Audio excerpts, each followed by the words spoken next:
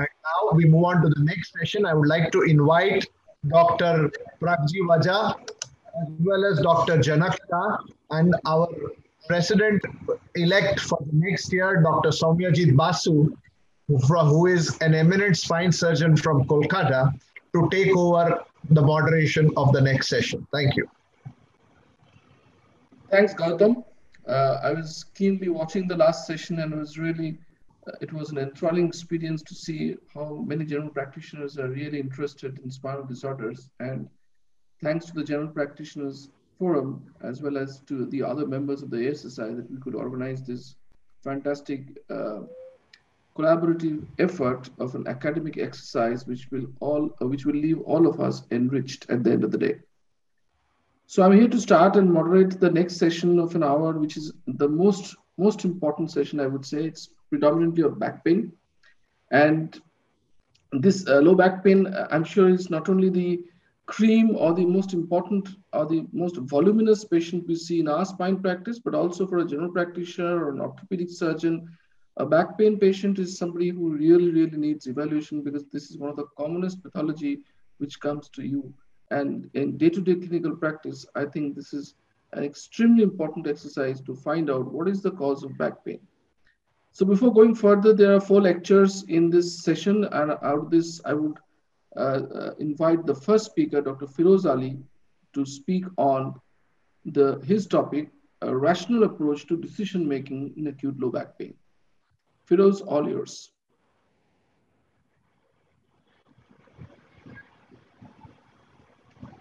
Good morning, everyone. Low back pain is probably one of the most common conditions that we see in our daily practice. I find people really getting panicky on getting an acute low back pain.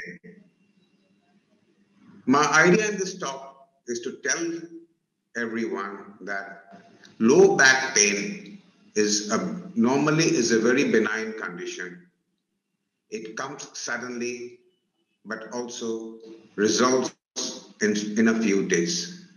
Most of the back pain do not need any aggressive treatment. They will just get better by rest and some medications in a few days. I find people coming to me having tried all sorts of therapy that is available in the market to relieve a back pain. So the definition of back pain is pain, muscle tension or stiffness localized below the costal margin and above the inferior gluteal folds with or without leg pain. It can range from mild to disabling.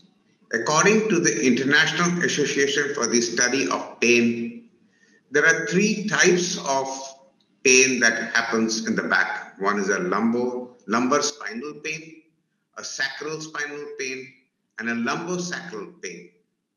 Gluteal and loin pain are not considered as back pain. 70 to 80% of the world population suffer from back pain. It's second only to common cold in frequency among adult elements. And it is the 5th most common reason for a visit to a doctor. Source of back pain is mainly mechanical, 90%, and the prognosis is always, most of the time, good. There are 3 types of back pain. Acute pain that comes suddenly and lasts for a few days or a week. It is considered a normal response of the body to an injury or tissue damage. It gradually subsides in a few days. Subacute pain is pain that lasts from 6 weeks to 3 months, and it's usually mechanical but prolonged. It is at this point when the pain gets prolonged that one needs to really visit a doctor. And if the pain is limiting one's daily activities like sleeping and working, then one needs to visit a doctor and take an advice. A chronic pain is pain that lasts over 3 months. This type of pain is usually severe does not respond to initial treatments, and requires a thorough medical checkup. Risk factors for back pain. Age. Normally, a back pain occurs between 25 to 40 years of age. This is the first episode of pain that people have. But nowadays, I find young students coming with back pain. These are students mainly from the rural areas where they sit on the floor and study, read or write. And because of that, they have to stoop forward. And because of that stooping, that leads to back pain. With age, back pain, of course, becomes more common. Females are more prone to back pain because they have to do the household work, like stooping forward, lifting heavy objects. Lack of fitness and exercise leads to weak abdominal back muscles, leading to back pain. Obesity, normally fat around the abdomen. Hereditary. Occupation like IT professionals, because they have to sit for long periods of time. Jobs that require lifting heavy objects, pulling or pushing heavy objects. Smoking. Lack of good nutrition. Causes of back pain. Primary is a disc prolapse, which gives more leg than back pain. Mechanical. It could happen to the wear and tear of the muscles, twisting and bending of the back. The degenerated black disc, which we call a black disc, could also give to back pain. Black disc along with disc prolapse gives back pain along with leg pain, or it could be from the facets also.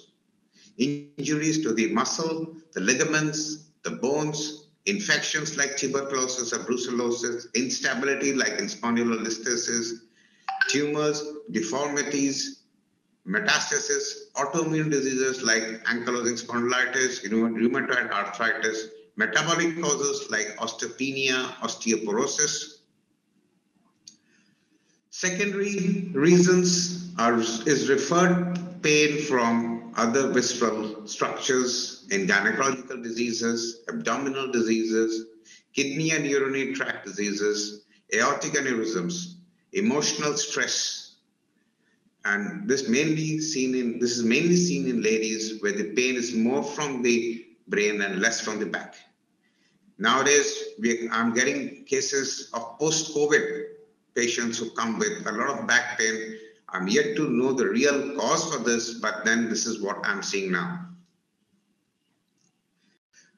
The symptoms of back pain vary according to the cause for pain. In mechanical, there is a dull type of pain localized in the lower back of the buttocks.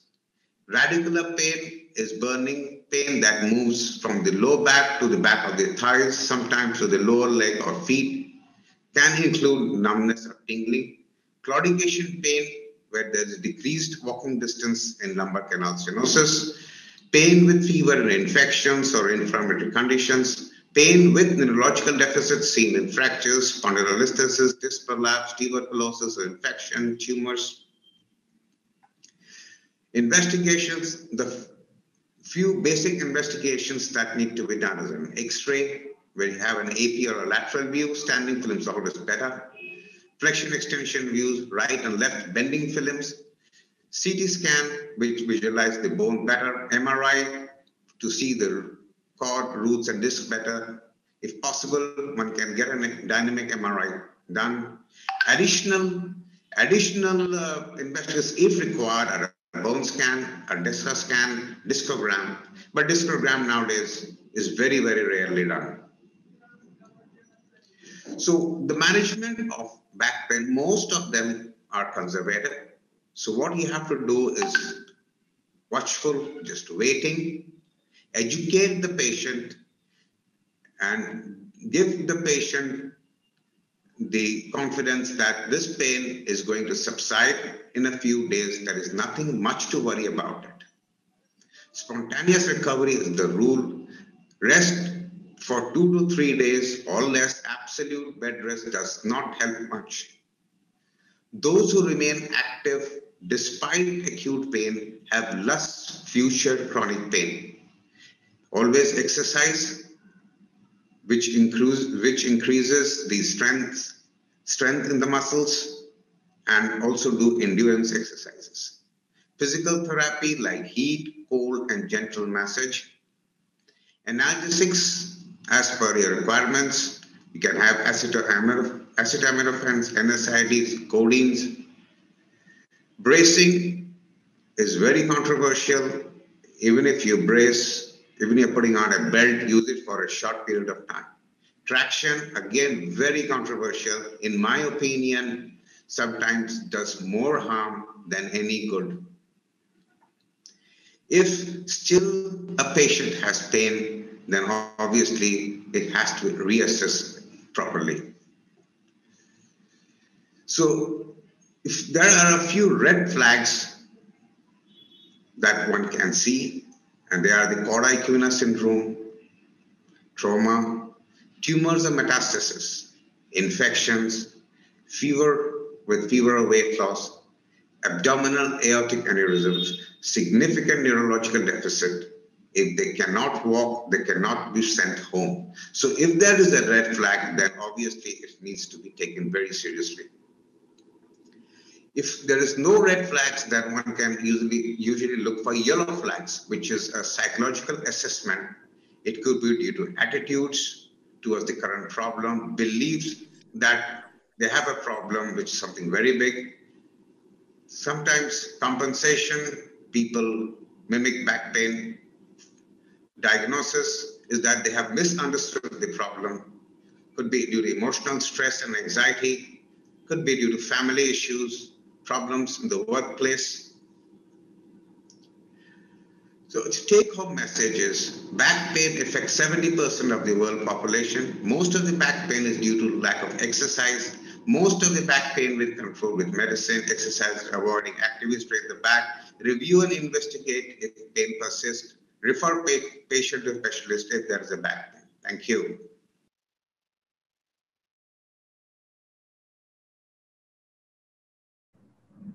Thanks, Firoz. Thank you, Firoz. I invite the next speaker, Dr. Nalli Yuvraj, who will be speaking on an important topic of a non-operative management of back pain. I think that is the entire crux of the treatment process for back pain, because most of them, I would say more than 90%, do not require any spine surgery. Nalli Yuvraj is a very prominent SSI member. Nalli Yuvraj, please.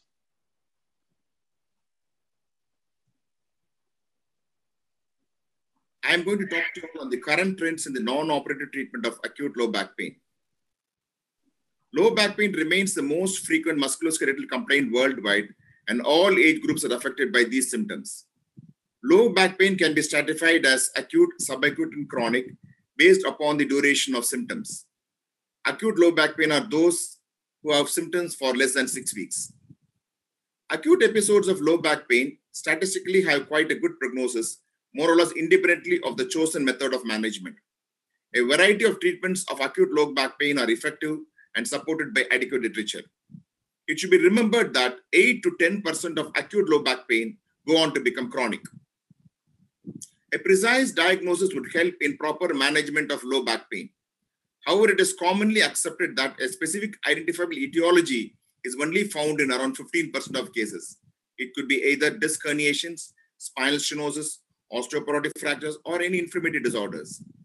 The remaining 85% of the cases with no specific identifiable etiology are classified as non-specific low back pain.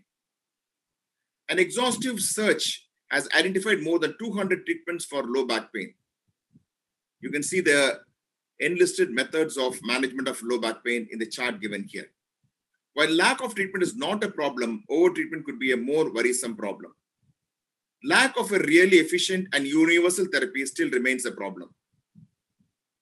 The first step in the non-operative treatment of acute low back pain is patient education. This could be offered in the form of booklets or standalone formal education programs. It is especially important in the acute phase to emphasize the need to stay active. A short period of rest may be advisable in some patients. Then the patient can begin an active rest phase where they modify activities as needed to control pain, but stay active and move throughout the day. Following this phase, they gradually return to normal activity. As regards physical activity and exercise as part of the non-operative treatment of acute low back pain, advising to stay physically active and to exercise is beneficial. there is no evidence that any one type of exercise is clearly more effective than the others. The exercise programs can be either a one-to-one supervised exercise program or a group program. The patient's preference and expectation should be considered when deciding which type of exercise to choose. The most important and the hardest part is getting the patients to adhere to the program chosen. It should be noted that of all the interventions for back pain, exercise is the one most directly oriented to improving the structural integrity of the spine. In general, manipulation has been found to have a small to moderate effect on decreasing the pain and improving function in people with back pain. A course of manual therapy also includes spinal manipulation. The patient's expectations and preferences clearly dictate the use of such therapy. However, the mechanism of action of manipulation are not fully understood still. The role of physical agents in the treatment of low back pain is primarily for pain control and to aid in the healing response in the presence of acute injury. The methods of physical managements are enlisted here, and all these methods lack clear scientific support. A number of literatures strongly recommend not to offer any of the multiple therapies that has been enlisted here due to the lack of proper scientific support. Traction. There is almost no treatment for back pain that can claim greater longevity than traction. However, despite this long history and the many innovative ways that have been developed to apply traction force to the spine, there is little evidence to support its use in practice. Injections like epidural steroids, selective nerve root blocks, and facetal injections, and denervations like radiofrequency ablations are procedures that have gained large acceptance in some countries. However, evidence supporting these two categories of therapies over placebo is low or very low in quality. However, in carefully selected patients, some injection therapy or denervation procedures may be of some benefit. However, the British guidelines recommend not to offer injections of therapeutic substances into the back for non-specific low back pain. Combined physical and psychological treatments have been shown to be efficient. However, the longer duration programs and the cost issues are the limiting factors as far as combined therapy is concerned. However, it may be reserved for patients with high disability and or significant psychological distress. However, the benefits appear limited and are also clearly dependent on the local availability of such programs. Pharmacological therapies have some role in the non-operative treatment of acute low back pain.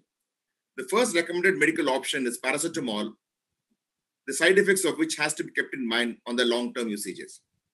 The next in line are the non-steroidal anti-inflammatory drugs and the opioids, which have poor benefits as far as the management of acute low back pain is concerned. And the side effects, particularly the elderly, has to be kept in mind in the usage of these agents. The tricyclic antidepressants are not more efficient than the other analgesics, and the risks of opioid dependency and side effects have to be kept in mind in using strong opioids, though for short periods of time. The patient's profile, preferences, and the expectation should be taken into consideration in choosing the appropriate pharmacological agent. As regards gabapentin and pregabalin for low back pain, despite widespread use across spine care, gabapentin and pregabalin and other anti-seizure medications have no proven benefits in the treatment of acute, subacute, or chronic back pain, or in the management of radicular back pain or spinal stenosis. If no treatment is universally and totally efficient, it certainly appears rational to combine different interventions.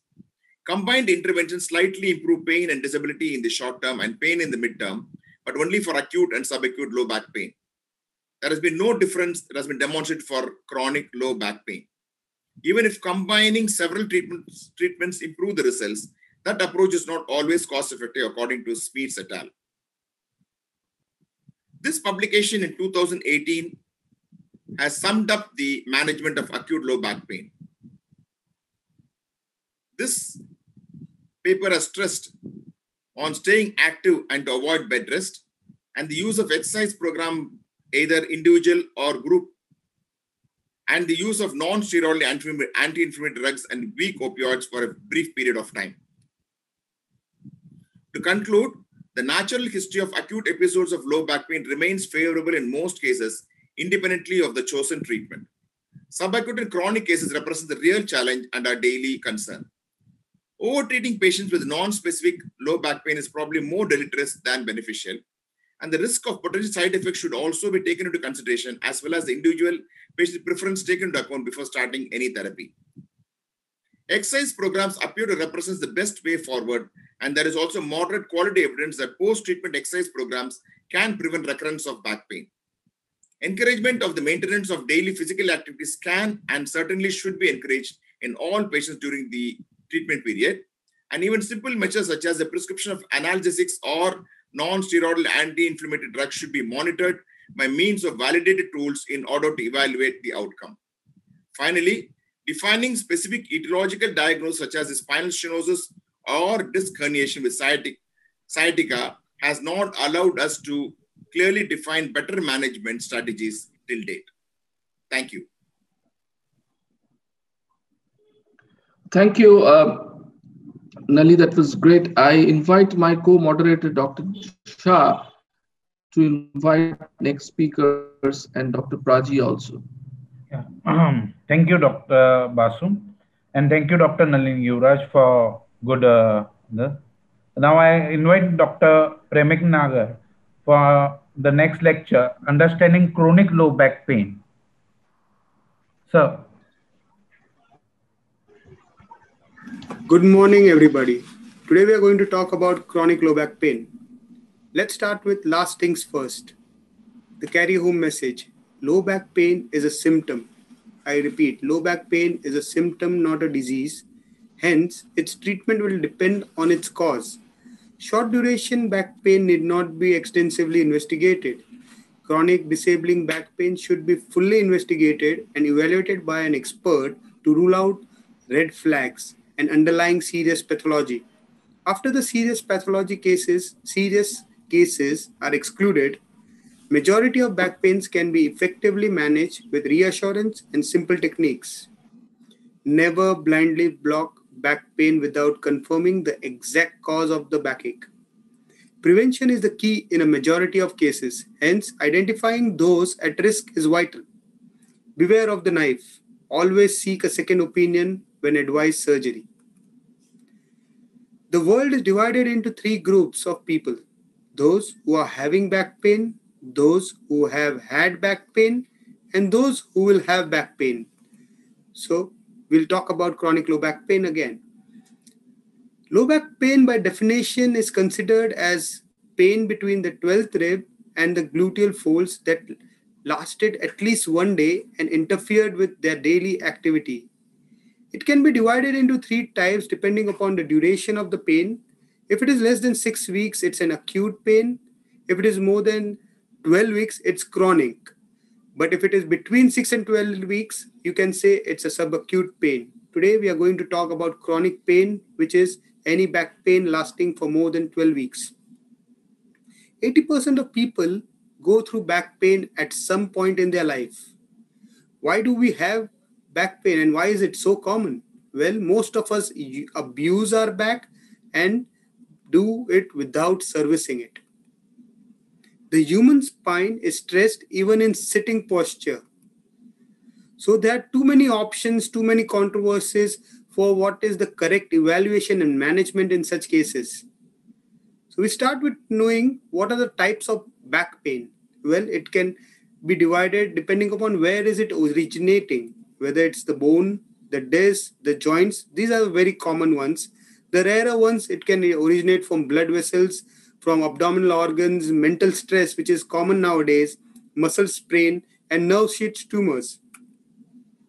However, about 85% of patients with isolated low back pain we may not be able to give a precise pathoanatomical diagnosis. And this can be considered as idiopathic. The commonest back pain has different names like non-specific low back pain, idiopathic low back pain, lumbago, back sprain, back catch. Well, everything is one and the same, the chronic low back pain. Let us see what causes this. The lumbar spondylosis. Lumbar spondylosis you must have heard a lot. Well, it is nothing but aging of the spine. Like the hair gray, the spine ages. And that is the degenerative arthritis of facet joints, wear and tear condition. Symptoms are variable, generally not disabling. And if you find it to be disabling, look for some other causes. Then there is the postural back pain, which is very common. This is encountered very common due to poor day-to-day postural habit of slouching, especially during the lockdown. Everyone is slouching, not doing anything. Flabby back syndrome. You have a poor muscular tone in the back, hip, and abdomen. These people present to us with chronic low back pain. Pain typically increases on sitting for a long time. Pain also increases with strenuous activity, especially involving forward bending, lifting objects, and road traveling. Pain limited to the low back. Pain does not worsen on coughing or sneezing, and pain does not radiate down the leg. The treatment for this is by strengthening the musculature of the back, maintaining good abdominal tone, maintaining good postural habits. The other type of back pain is related to pregnancy. It happens because of increased weight during pregnancy, and even after pregnancy, when the baby is delivered, you still have high weight, and that is not lost. Because of the pregnancy, there is poor abdominal tone, there is vitamin deficiency, there are epidural injections given, and after pregnancy, taking care of infants. All this can cause back pain, and this turns into chronic if not taken care in time. So what do we do? Well, postpartum, avoid excessive weight gain. Return to pre-pregnancy weight in 6 weeks. Start doing antenatal physio exercises for the back and ab, and then continue postnatal. Take proper calcium, vitamin supplements. Back pain should not deter you from having a normal pregnancy or a normal delivery. The other type of back pain is the weekend back. Sudden, unaccustomed, high output physical activity like a weekend track, a game of football or cricket, etc., can cause severe muscular stiffness, soreness in the ensuing days. High chance of injury during convalescence. So the treatment here is actually more of preventive, and that is like doing a pre or activity warm-up. And if there is a pain, take rest and take anti-inflammatory tablets for a very short duration of time. The housewife back, this is very common. Chronic work-related low back pain happens due to household work, low activity, improper poor posture, along with poor muscle training. It's very difficult to treat, and you must have experienced this. It is long treatment, and mostly it involves posture education and rehabilitation. The executive's back.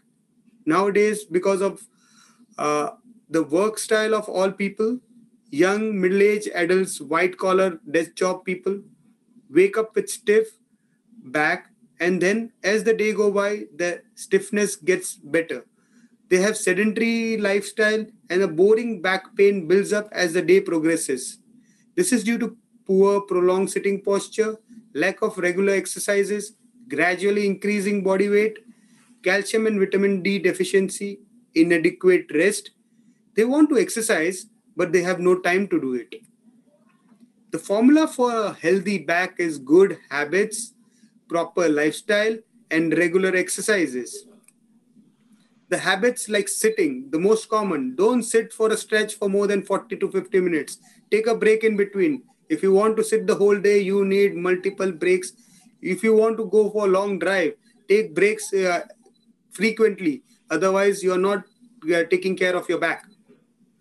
Lifting weight. Try to lift the weight as near as possible. And try to bend your knee and hip to lift the weight rather than bending from your back. Well, doing your household work, try to avoid excessive bending and lifting weight. Try to avoid lifting things from the floor with your, you need to bend on your knees and hips. That's what we try to say. Now, what is the role of bed rest in this? If it is a discogenic pain, it helps. But otherwise, it's not of so much of use. And the lumbosacral belt, the belt, very important to know, it is an external support to the abdomen and not the back. It offloads the back, though indirectly, by raising the intra-abdominal pressure. So the belt is definitely helpful, but you need to know it gives a good pressure on your abdomens to support your back. The principles of back exercises you need to know. You need to have some amount of stretches and some amount of strengthening. You can't have only stretches. Yoga is usually only stretches and range of motion. You can't have only strengthening. You have to have a combination of both of them. You start them gradually, then graduate and be regular about it. Just a few days of exercise, you feel better, you stop it. Well, it is going to be a problem. You need to be regular for it. In your lifestyle, you have to incorporate some form of exercise in your everyday life. Brisk walking about half an hour a day, adequate sunlight exposure, swimming, yoga, and in case of back trouble, avoid high impact exercises like jogging and skipping. Have adequate sleep, be relaxed, and have a good control on your weight. Back your back, its future lies in your hands. Thank you.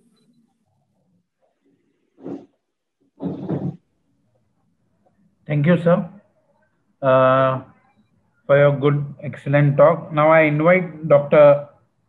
Rushma Tandon to deliver lumbar disc prolapse, a lecture on lumbar disc prolapse. Good morning, everybody. Today I will be sharing an overview of lumbar disc prolapse, which is one of the most common conditions causing low backache and leg pain in the adult population. What is a disc prolapse? It is a localized displacement of disc material beyond the limits of periphery of the disc. What exactly does this mean?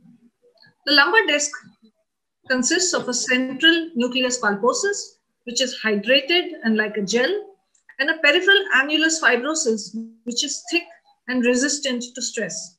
This annulus fibrosus consists of radial as well as linear fibers, which are interlaced with each other, and two end plates, which hold the disc in space. But as you can clearly see, on the front and at the back, there is no end plate, and this is where from the back where the disc prolapses. This is a normal MRI picture of a normal disc, which shows a hydrated disc well in position, and this is what it looks like. But what we see on MRI, does this actually cause symptoms in patients? No, it does not.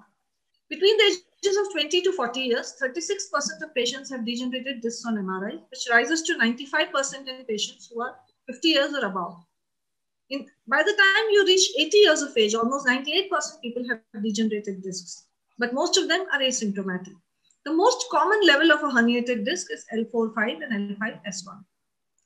This picture is very important. This shows you the nucleus pulposus and the tears in the annulus fibrosus, which allow this gel-like pulpy material to come out of the annulus fibrosus and invade the epidural space and compress the spinal cord and the nerve roots. These tears could be concentric, they could be rim lesions, or the most common radial tears because of which a disc prolapse occurs. This is an MRI picture of a disc prolapse, a contained disc prolapse, and this is the sagittal view. There are various types of disc prolapse. They may be contained, like a bulge or a protrusion, or they may be non-contained, where the annulus is completely ruptured and the disc is extruded out, or it is sequestrated. These are the MRI pictures corresponding to the same kinds of disc prolapse. Disc prolapse may also be central, paracentral, foraminal, or extraforaminal. And depending on the site of these discs, patient has different symptoms. Clinical presentation, patient has pain, low back or gluteal pain, dermatomal in distribution, sharp shooting or electric shock-like, and aggravated by coughing, sneezing, and straining at school. The sciatic list may be to either side depending on the relation of the disc to the nerve root, either to the same side or to the contralateral side, and the patient either has a stoop posture or a slightly tilting posture known as the sciatic list. There are nerve tension signs on examination known as the straight leg raising sign, which is known to all. The femoral nerve stretching test done in the prone position, which also confirms sciatica, as well as the slump test, which can be done if the patient cannot stand and in the sitting position to check for tension and impression or indentation on the nerve.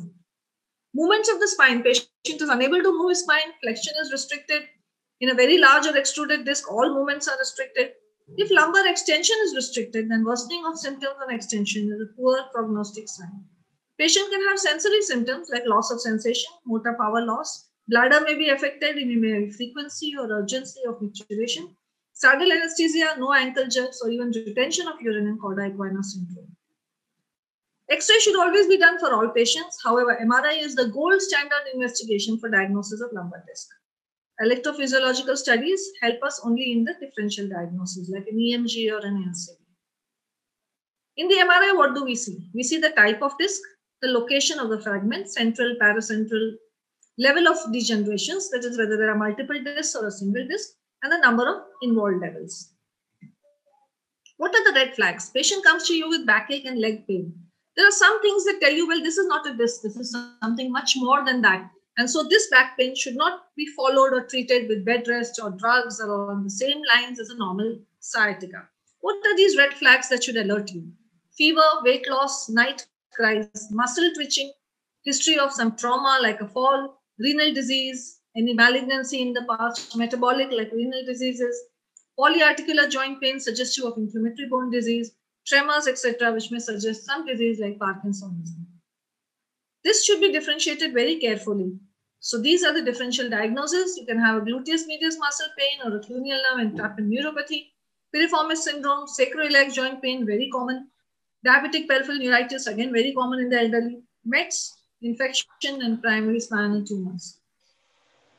Surgery may be necessary only for large central protruding hernias, and MRI changes and improvement of symptoms are correlated with the MRI. Discs are resorbed in extruded discs and those that are sequestrated because they are exposed to the epidural blood supply, and hence inflammatory and immune reactions lead to phagocytosis. How long can one wait before surgery? If you suggest surgery to a patient, when should you say that yes, you need an operation today? Cauda-Equina syndrome with progressive deficit should be operated early. With conservative management, in 3 months' time, 90% of patients have no pain. Is neurological deficit an indication for surgery? Recovery rate is same whether you operate or you don't operate. So to take a very measured decision. Non-operative management is the mainstay of treatment in lumbar disc prolapse. It is the preferred initial treatment. 90% patients improve. And the main goal is to alleviate pain and restore function. So there should be no reason for you to tell a patient that you need a surgery unless he has retention of urine. What is this non-operative treatment? Bed rest. It's advisable only for 48 to 72 hours. It reduces muscle spasm and inflammation around the irritated nerve root. Prolonged bed rest is not advisable. Traction is nowadays not given. Initially, it was thought that traction puts the disc back into its position, but now this has been disproven, so this has been discontinued.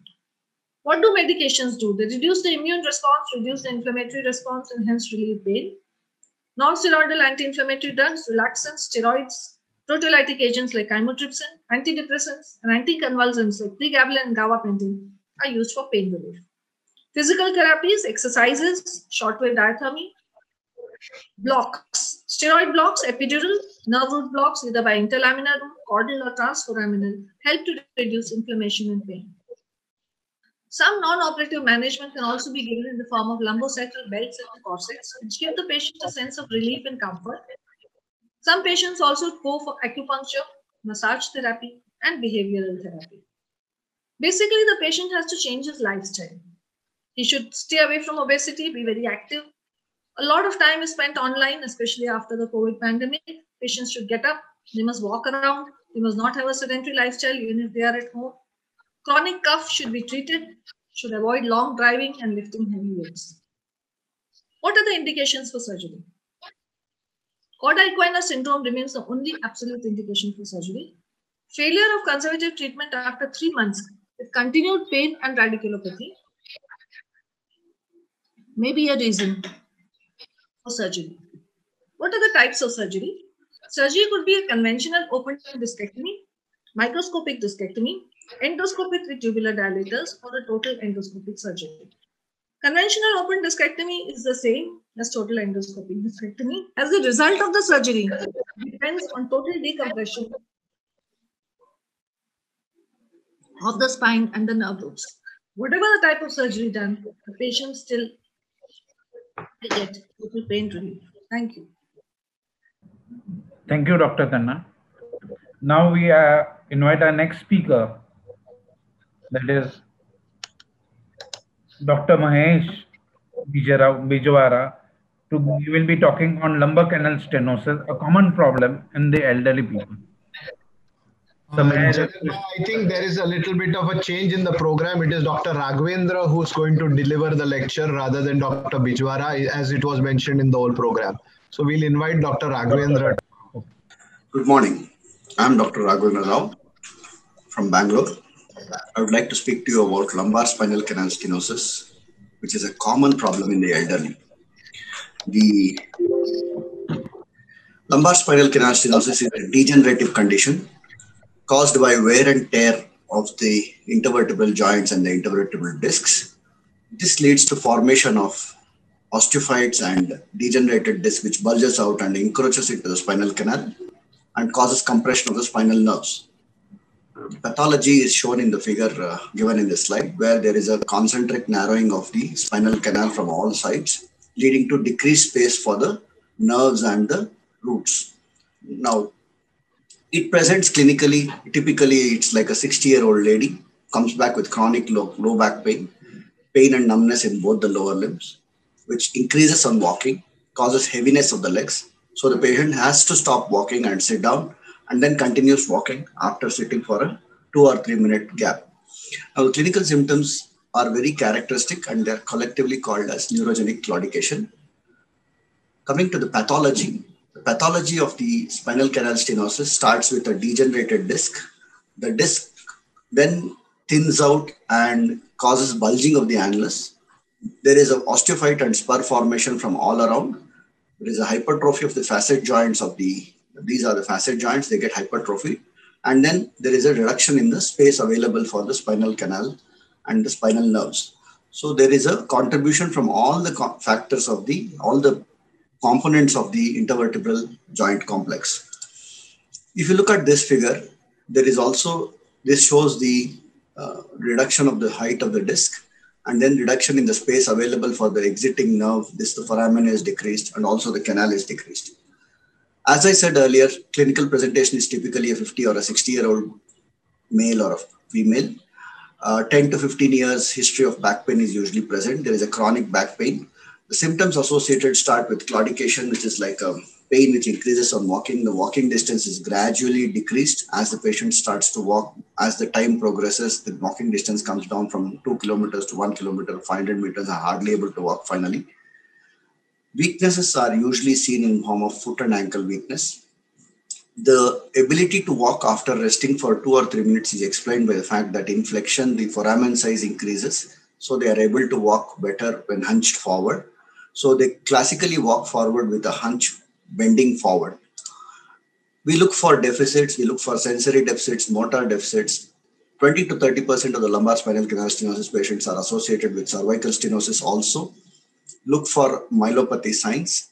And most importantly, many of these patients are hypertensive, diabetic, and have peripheral vascular disease. So look for any discrepancy in the pulses of the extremities to rule out vascular claudication, which is very similar to neurogenic claudication. Now, what test do we order? We order radiographs. We get to know a lot about the bony structure, the osteopenia, the degenerated disc, the size of the foramen, and also any lysis or listhesis or instability. Now, in the MRI, this is the best modality of investigation. It gives an excellent delineation of the soft tissue, the canal size. There is a compression in the axial sections on the spinal canal is reduced significantly. You can see the degeneration amount of degeneration of the disc, and then also the status of the spinal canal and where exactly the compression is there. We should be aware that many a times the MRI in asymptomatic individuals also can show spinal canal stenosis. This need not be aggressively treated as we do symptomatic spinal canal stenosis. So patient naturally is apprehensive about the future once we tell them about this problem. We have to reassure them that 30% of the patients only deteriorate, whereas the rest maintain a status quo and some of them actually improve. So all patients, unless and until indicated for surgery, are initially treated with non-operative treatment. There is no predictive method to say which patient will get better with conservative or with operative treatment. And also, non-operative treatment is basically activity modification, lifestyle changes, and then exercises to increase the canal size. Flexion exercises help a lot. Analgesics on an SOS basis. Physiotherapy helps relieve the acute symptoms. Local steroid injections like a nerve root block or a caudal epidural steroid or an interlaminar epidural steroid tied over the symptoms so that we can avoid surgery if there are no deficits. There are many other treatment methods: manipulation, stress reduction, acupuncture, acupressure, needling, thermal modalities, traction. Traction has been proven to be only benefit in putting the patient to bed. Bed rest is no longer a method of treatment for lumbar spinal canal stenosis. Operative treatment is indicated only in intractable pain, where the patient has failed conservative treatment, leading to a decrease in the quality of life. There is a progressive neurological deficit, mainly in the ankle or the toes, foot drop or a toe drop. Demonstrable spinal stenosis as a cause is a necessity to indicate operative treatment, because there can be many overlapping factors like diabetic neuropathy, peripheral vascular disease, which have to be ruled out as red flags before indicating surgery. Goals of surgery. The main goal of surgery is to improve the quality of life. We do this by giving pain relief, increasing the mobility of the patient and increasing the walking distance, and preventing any neurological deficit. Now, the nature of surgery depends on what is required. Sometimes only decompression is enough. Limited decompressions can give a good benefit to the patients. Many a times, this takes place in the form of a laminectomy. In many cases, the amount of laminectomy required might be so much to relieve the pressure that we might ourselves be causing instability. So this requires application of screws and a fusion method. This should decrease the chances of instability and get the patient back on his feet. So the two choices of surgery are either decompression or decompression along with the fusion surgery, where we put pedicle screws and fuse the interbody area with graft.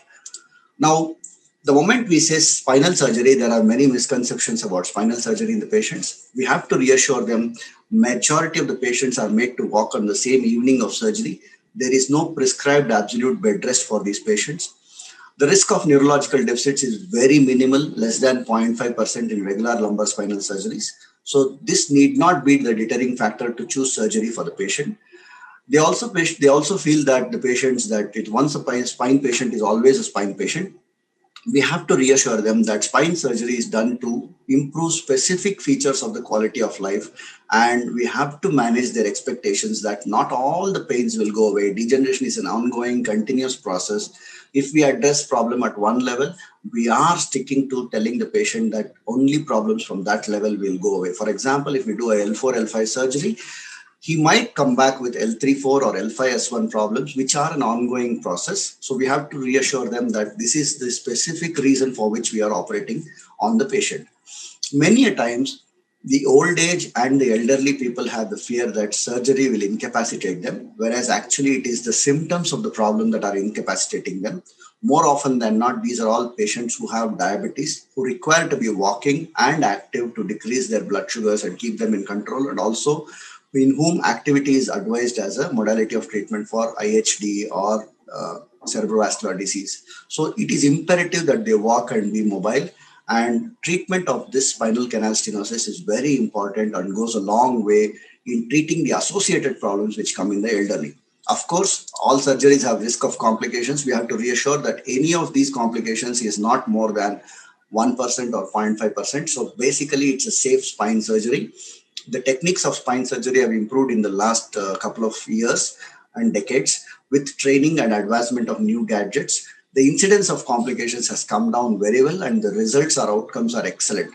So to conclude, I would like to say that lumbar spinal canal stenosis, though it is a common spinal problem in the elderly caused by degeneration of the spinal joints and the discs, causing compression of the spinal nerves, it presents often as a pain in the legs, which increases on walking and can affect the quality of life. Not all patients require surgery. Majority of them can be treated conservatively and get well with non-operative treatment. Only a few patients with progressive difficulty, functional quality being affected, and weakness or neurological deficits get to the bracket of surgery. And these patients can be operated with simple surgeries like decompression or fusion, decompression and fusion combined.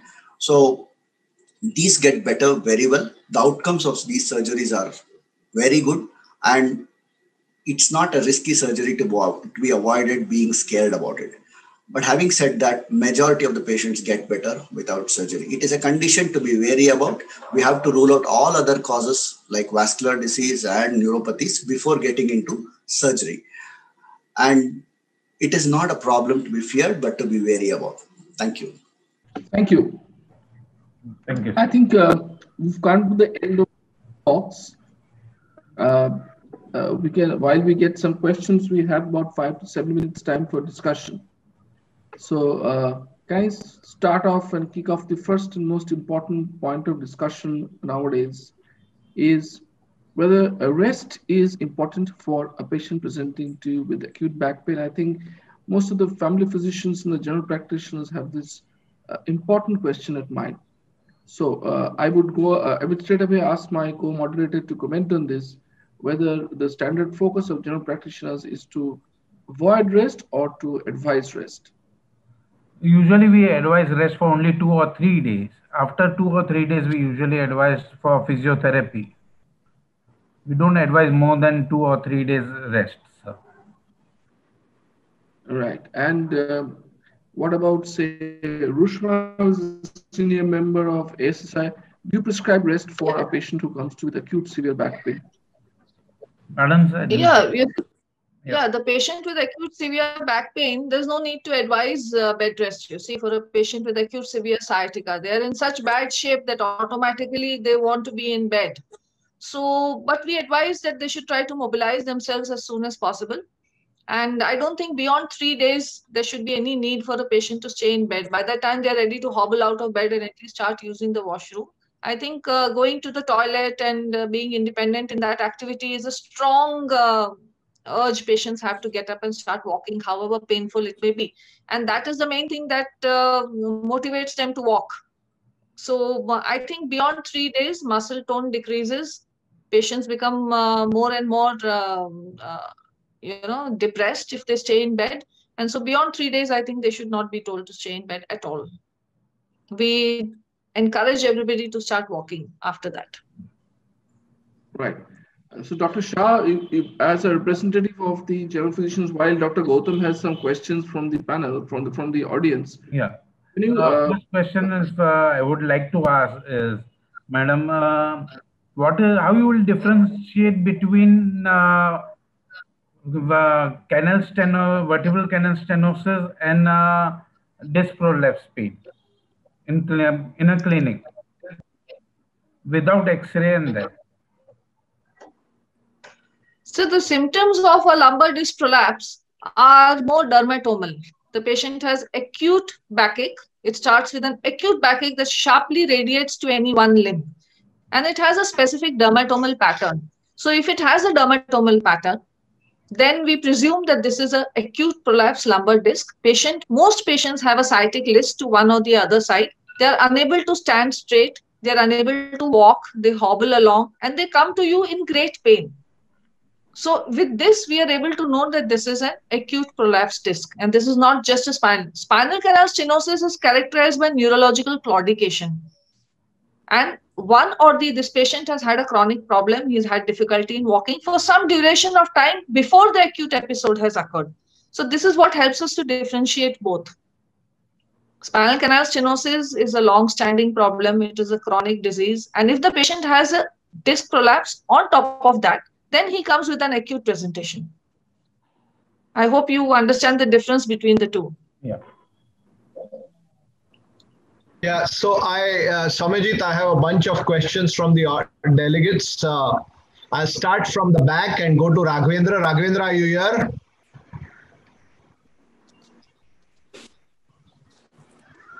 Raghavendra? Can you hear me? So Raghavendra, there is a question actually from Dr. Akolkar, who himself is a general practitioner in Akola in Maharashtra. And Dr. Akolkar says that I had some back pain for which an MRI was done. The MRI shows moderate to severe spinal canal stenosis, but I have no complaints on walking. I walk every day for 1.5 kilometers. But the spine surgeon has advised me surgery. What should I do? Two things. Thank you for the question, sir. First thing to be noted would be absence of symptoms in the presence of an MRI finding need not be addressed as aggressively. We only educate the patient that these could be the symptoms that you might have. And once you have the symptoms, only then we will treat you. Any treatment for a MRI would be consigned only to the MRI and will not be treating the patient. We have to remember that we have to treat the patient and not the MRI. 20 to 30% of asymptomatic patients, when they have an MRI done, they can show degenerative changes, which include mild to moderate stenosis. Only when they start presenting with symptoms where they're not able to walk and affecting the quality of life, only then we require a surgery. Surgery would be the last method of treatment, and absolutely no role of prophylactic surgery in spine surgery. It's not like a cardiac angiogram where there is a 30 or 40 or 50% block and you get scared that it might lead to an acute MI. So this is not a life-threatening condition. So I would advise not to go in for a surgery in the absence of symptoms. There is no treatment itself required for a patient if there is no symptoms. All we need to do is maintain a good lifestyle and have a good exercise pattern. I hope that answers. Yeah. And same, Dr. Akolkar further asks you one more question, that the physiotherapist over here has advised me extension exercises. With that, I'm getting a significant increase in my back pain. So I went to Bombay where I saw a spine specialist. He advised me flexion exercises. But I'm 72 years old and I have some osteoporosis. Should I do flexion exercises or not? Though I'm relieved of the pain because of that. Yeah, flexion exercises can be gently done, though the risk of osteoporotic compressions are increased with flexion. But then I would advise you to stick to your exercise regime, which is walking and gentle flexion exercises. Extension can increase the facet pain and also decrease the foramen, leading to pinching of the nerves. So basically, you carry on with whatever you are doing, gentle flexion exercises and walking, so long as you don't have a problem. Please don't treat the MRI and please don't get the MRI to the back of your mind. Let the problem stay in the back itself. Thank you. Question for Dr. Rushma. Rushma, this is Dr. Lalwani from Bombay. Yeah. He has a 19-year-old daughter who has been diagnosed with a large disc prolapse. She has had 3 to 4 months of physiotherapy, medications, rest, and she also has had an epidural injection. But she still continues to have pain. Though the severe acute pain has gone down, but she still has pain which is moderate, and because of which she is unable to perform her daily activities in terms of going out and walking and all that. She does not want to go for surgery.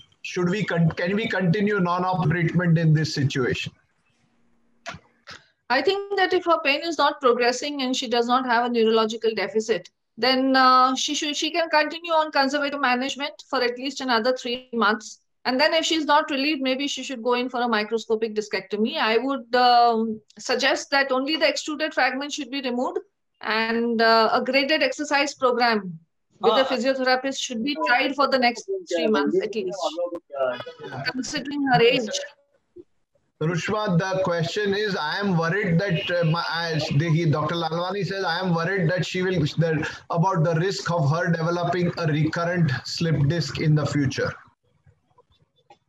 Yes, that is a possibility. Degeneration in disc degeneration in the younger people is an ongoing process, and there is no guarantee that the disc degeneration will not progress in the future, or that she may not develop degenerative disc disease even after the surgery. We will be careful to remove only the extruded fragment of the disc, and we try to maintain the disc height after seeing the MRI and try not to scrape off everything.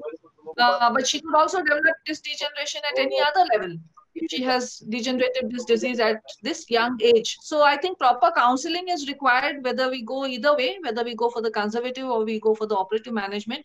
I think a 19-year-old girl with her entire reproductive life ahead of her needs to be very properly counseled before we go in for any surgery.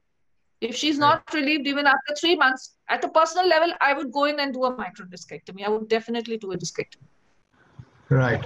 Dr. Banerjee from Guwahati has asked Dr. Premik Nagar, sir, you elucidated about the importance of posture, exercise, etc. what is the role of functional or psychological issues in chronic back or neck pain?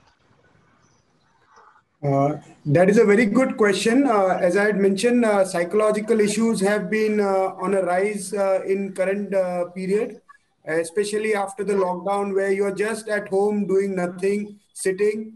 So the posture, I would like to make a point here. No matter how straight you sit, how good you sit in a good posture, after 15 to 20 minutes, subconsciously you will slouch. No matter however good the chair is, no, get the best of the chair, get the best of a physio. The posture is going to change because subconsciously you can't stay at the same place for more than 15 minutes. So what I suggest is don't sit for more than half an hour to 40 minutes at a stretch. You want to sit for long hours, take multiple breaks. Especially while you are working, you tend to forget that you are sitting for hours on end. So you need to take multiple breaks. And if you don't take breaks, you start getting chronic back pain, and that affects your mind. So it's a vicious circle. Back pain is not going. So then you get psychologically affected. Why am I not, my back pain is not going? Then again, not going, and that leads to a vicious cycle, which is very difficult to break. So what we say is a proper counseling of the patient to do their regular activities, daily activities, is very necessary in such patients. And I, as a personal thing, most of my patients, we more than spine, we counsel them psychologically, for the do's and don'ts in their regular life. Right. I think Thank you very much. Yeah. So that's thank you very much, Dr. Premik. We go on to Dr. Nali Yuvraj. Dr. Yuvraj, there were two questions for you. One was in terms of people have asked as to when after a back pain can patient return to work. Patient always asks, oh, I've had this acute episode of back pain, but I want to go back to work. When can he or she start working back again? Yeah. There is no fixed time frame for the treatment period. Like it depends upon the symptomatology during the acute phase of the back pain. And as soon as the patient is confident enough that he is not getting pain, I think he can return to work. There is no fixed time frame as such. Right. And what about the role of going back to sports? A lot of people nowadays are playing badminton, tennis, and they are or golf, and they are very eager to go back to work. So what do we do about that? When can they return to work? Yeah. There's absolutely no contraindication for them to return back to whatever sports they are going to go back. But most important thing is you got to strengthen your, I would say, the back muscles. I think the exercise programs I told you, like it would be various types of exercise programs. A good exercise programs will have to be continued even after the recovery of the back pain, so that you can continue whatever sports activities you're going to have without any problem, without getting back the back pain again. I think it's mainly the exercises which are going to help us in preventing the recurrence of back pain when you're going to involve in sports activities. Couple of questions. Last two questions are for Dr. Feroz Ali, and actually there's one question from a doctor or orthopedic surgeon for our moderator, Dr. Janak Shah. So before I go to Feroz, I'll ask Dr. Janak Shah. Dr. Janak Shah, this is a question from Dr. Dalvi. And he asks you that often we have a clear-cut patient in our clinic who requires surgery, but when we tell them surgery, they just run off. What are we doing wrong? How do we count? And it is very dangerous. This patient is likely to develop a drop foot or a significant neurologic deficit at any time. But the patient, when we tell them surgery, they are not prepared to listen, and they just go on from place to place till they come to us very late. How can we convince them? How do you do that in your practice? So we talk to them very well. I think there should be if there is a good rapport between a spine surgeon and a family physician. So I think a family physician is always a person who is near the family, who knows the family well and knows how to talk to them. True. So I think we can make them understand more better in a better, speaking in a better way. Because when you see the slide, when you see the patient and all that, okay, you have given him the trial, no doubt about it. You have given him the trial, rest, physiotherapy, and then also there will be one doubt that no, I think I have to, that there may be some other treatment left. So he'll come back to us again, sir. Right. So only thing when we say no, this is the only line of treatment and this is the best way, best thing what we can give you. But a lot of patients today are coming directly to the specialist rather than Googling and then coming to us directly rather than coming through the family practitioner. How does one deal with that? So that is because of your PRO, all spine surgeons PRO who are there. I would put it that way. Gautam, right. Gautam, can I answer this question? Yes, of course. Yeah. See, I tackle this kind of situations in 2 different ways. If I have total confidence in my spinal surgeon, and then I try my best to convince the patient that this is the right treatment offered by so and so. But if I have little doubt about my spinal surgeon, not that he's not about his integrity, but just little less rapport with him, then I would certainly like to go with another opinion as well, and then convince myself first and then try to convince the patient. Right. That's a very valid point, sir.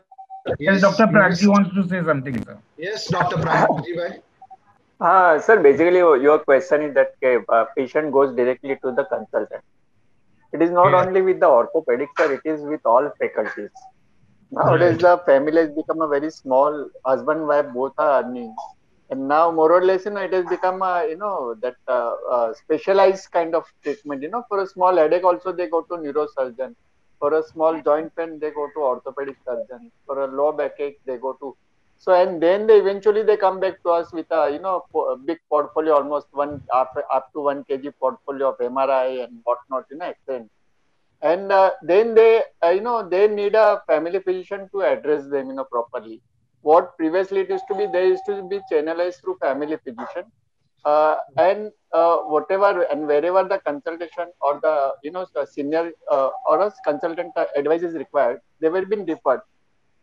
But nowadays the things have become a reverse almost, and in the bargain they pay a lot, they waste their time a lot, and they'll end up with a not unwanted treatment, but not a proper way to address their whatever the pain or the whatever the complaint.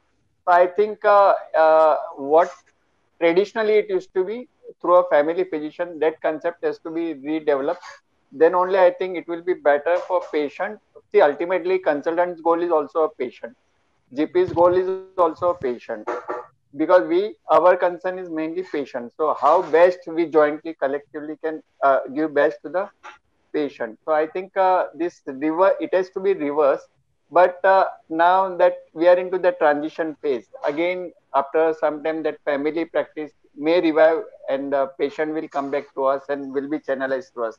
I think that is the concept, according to me. Right, absolutely, sir. That is the way it should go. It should go because majority of the treatment can be handled at your level, and when only when the patient requires a further treatment, they should come to us. And that is precisely the question that was come for Dr. Firoz Ali. Dr. Firoz, the patient, Dr. Kare from Delhi asks us, how does one triage back pain? Does every patient who come to me with back pain immediately have to go to a spine specialist? How much can I wait? And how long can I wait? And at what point should I start getting worried? See, acute back pain actually is just a benign condition. It will just go off within a few days. Just take rest, a few days of rest, 2 to 3 days of rest, some analgesics. So actually all back pain should not be immediately referred to any spine surgeon or to any specialist. If a back pain does persist for a long period of time, or if the patient has any of the red flags, then probably, yes, you can refer the patient to a spine surgeon or to any specialist. Thank you very much, Firoz. And I hand the mic back to Dr. Soumyajit Basu and Dr. Janak Shah to sum up the session.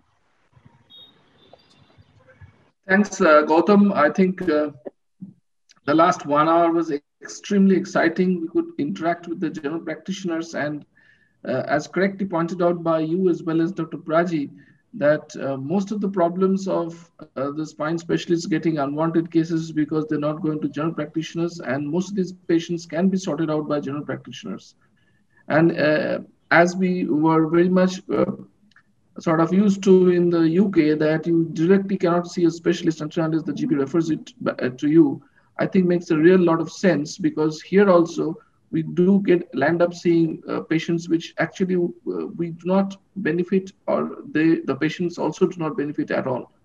So the perfect harmony amongst general physicians, the family practitioners, and the specialists, whatever the nature of the specialist might be, is the ultimate goal. And I think our session today basically proposes that we involve more and more general physicians into the care of spine patients. Thank you. I hand it over to you, Gautam, and we can go ahead with the program.